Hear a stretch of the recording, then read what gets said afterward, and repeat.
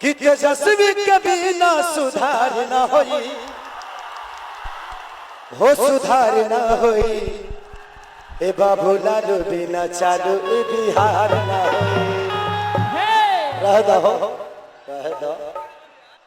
NDA का कोई भी नेता जब आते हैं भाषण देने तो एक ही बात कहते हैं, जंगल राज। अरे भाई जंगल राज मानता हूं था, लेकिन आपके हाथ में 20 साल से बिहार है, आपने कौन सा स्वर्ग बना दिया बिहार को? नहीं ना। आज भी पारस ऐसे अस्पताल में दिनों दहाड़ मर्डर हत्या हो रहा है। कम से कम 6 महीने में 50 से 60 मर्डर हुए हैं। तो आप कौन सा बिहार बनाए हो? कहने के लिए इनके पास कुछ नहीं है, काम तो किए नहीं, अब सिर्फ जुबानी जंग से किसी को छोटा करना है। हिंदू मुस्लिम धर्म अधर्म मंदिर मस्जिद, अरे सिर्फ ये ही बतियाओगे कि रोजगार भी दोगे? तो ये सवाल आप सबको करना है और इस बार जवाब देना है हम सबको कि हमारा बिहार अब नया बनने जा रहा है और गठबंधन की सरकार बनेगी और हम लोग अपने बड़े भाई तेजस्वी यादव को सीएम बनाएंगे। I love you। कि तेजस्वी के बिना सुधार ना होई, हो सुधार ना होई, ए बाबू लालू बिना चालू बिहार ना होई। रह दो। ये गाना गावे वाला स्थिति में नहीं खे अभी हम, लेकिन जीतने के बाद शैलेंद्र भैया को और हमारे जितेंद्र भैया का, इन दोनों भाइयों का बहुत प्यार हमें मिलता है शुरू से। आज नहीं बल्कि मुझे आज 15 साल से दोनों भाइयों का प्यार मिलता है। तो शैलेंद्र भैया का 4 नंबर 6 तारीख को आप सबसे आग्रह है कि आप अपने फैमिली को जरूर वोट कराइए। अगर वोट कर देंगे तो शायद आपके बच्चों का, आपके परिवार का पालन पोषण बिहार से ही होगा। हम लोग वादा करते हैं कि जो जो काम नहीं हुआ है वो हम सब करेंगे।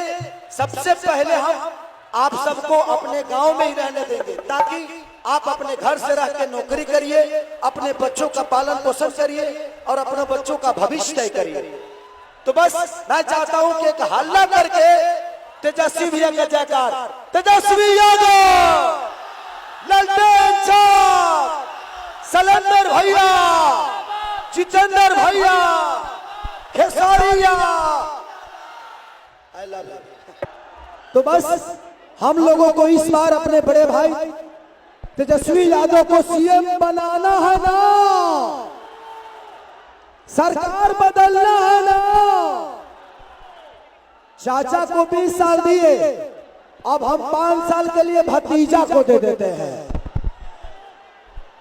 मैं अपने जीवन में बहुत कुछ पाया, बहुत कुछ देखा, लेकिन रउआ लोगों के प्यार से एगो भैंस पर चढ़े वाला आदमी आ जाता है, बड़ा मंच पर चढ़ाता। तो बस एक बार जात पात से हटके हमनी के अपना बच्चन के भविष्य खातिर वोट करे के बाद, अगर ये मौका चल गई ना तो दोबारा ये मौका ना मिली। कबले आखिर हमनी के अपने माँ बाप से दूर, अपने बच्चन से दूर, अपने मेहरारू से दूर, आखिर कहिया ले हमनी के अपना परिवार और बिहार से दूर रह जा। ये बताई माननीय हमारे चाचा प्रधानमंत्री जी पिता तुल्य है वो, उनके बारे में कुछ नहीं कह सकता, हमारे सम्मानित है वो, लेकिन मैं उनसे एक सवाल जरूर करूंगा कि आपने 15 साल में कम से कम गुजरात में 2 लाख फैक्ट्रियां लगवा दी होगी, लेकिन क्या बिहार 20 साल में एक भी फैक्ट्री के लायक नहीं है? एक भी फैक्ट्री क्यों नहीं लगी? 40-40 सांसद उस सरकार को बनाने में योगदान देते हैं, लेकिन आज तक एक भी फैक्ट्री एनडीए सरकार ने हमारे बिहार में नहीं डाली। तो दुख होता है कि क्या हम सिर्फ नौकर बनने के लिए पैदा हुए हैं? हमारी कोई औकात नहीं है। तो इस बार हम लोग अपने बच्चों के भविष्य के लिए, एक बार अपने बच्चों के भविष्य के लिए सोचते हैं। हम जब हम जाते हैं, आज 20 साल से मैं एक ही चीज देख रहा हूं एनडीए का कोई भी नेता जब आते हैं भाषण देने तो एक ही बात कहते हैं, जंगल राज। अरे भाई जंगल राज मानता हूं था, लेकिन आपके हाथ में 20 साल से बिहार है, आपने कौन सा स्वर्ग बना दिया बिहार को? नहीं ना। आज भी पारस ऐसे अस्पताल में दिनों दहाड़ मर्डर हत्या हो रहा है।